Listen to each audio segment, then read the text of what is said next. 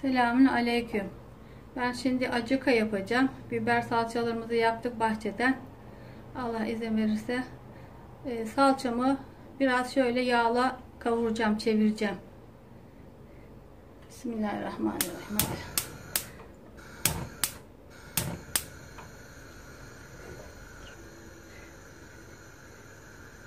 1 kilo kavanozum salça var. Zeytinyağını koyuyorum. Yetmezse eski şunun dibini ilave edeceğim.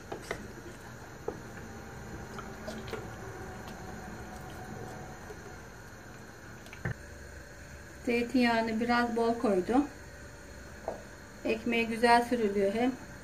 Zeytinyağı da şifa.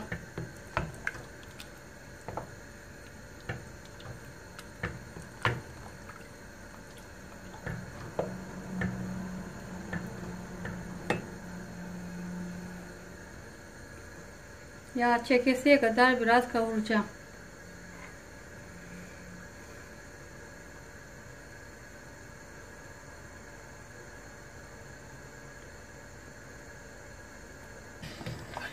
Salçamı yağı çekesiye kadar kavurdum.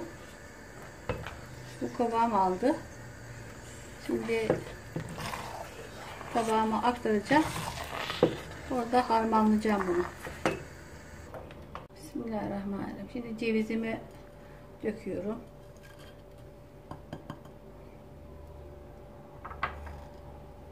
Bu da taze fındık. Bunu ayıkladık. Fırında bunu kavurdum. Ondan çektim. Bu çok lezzet veriyor. Fındık. Biraz kekik koyuyorum.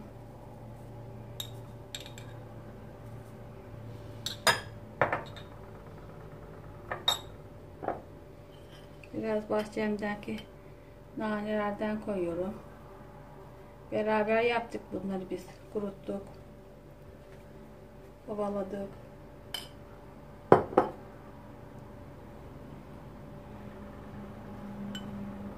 Bu da cibrise.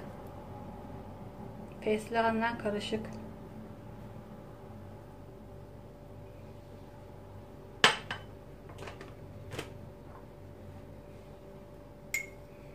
Bu da biberiye. Bu da bahçemde. Bismillahirrahmanirrahim.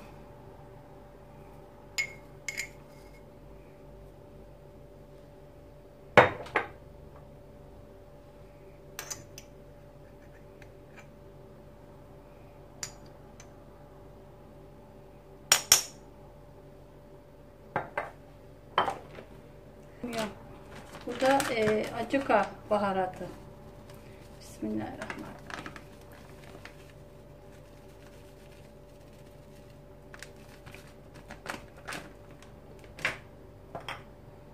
Bu da bir çeşit baharat. Bunlar hazır.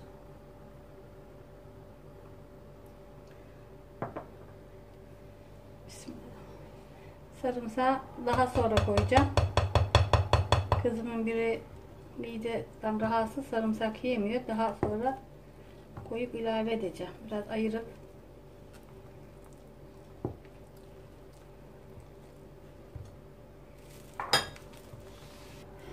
Tüm malzemeleri karıştırıyorum. Kalan zeytinyağını da ilave ediyorum. Bol zeytinyağlı olursa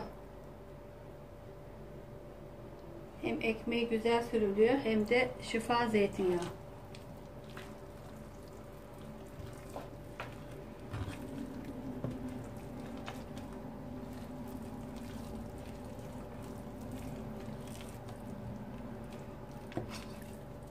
Nasıl isterse ona göre kullanılabilir.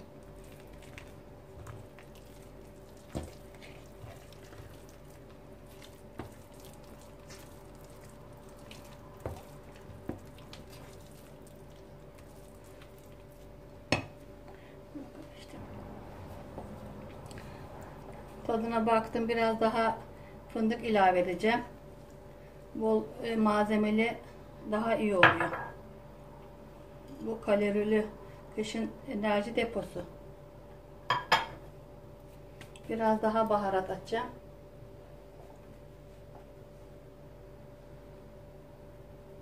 Biberiye bu. Biraz da nane atacağım. İsteğe göre baharatları atabilirsiniz.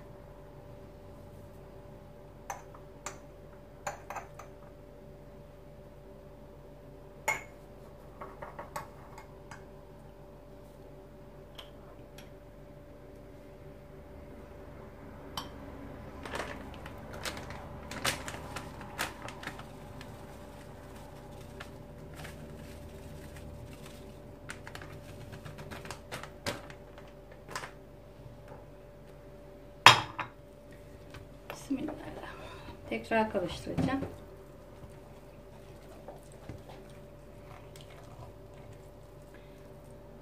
Tadına baktım. Çok güzel olmuş. Şimdi bunu kızıma ayıracağım. O sarımsaklı yemiyor. Sarımsak ilave edeceğim.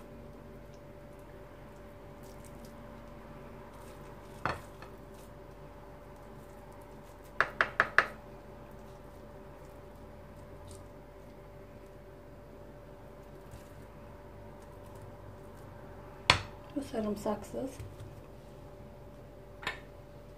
Bu da şimdi de bunu sarımsağa koyacağım.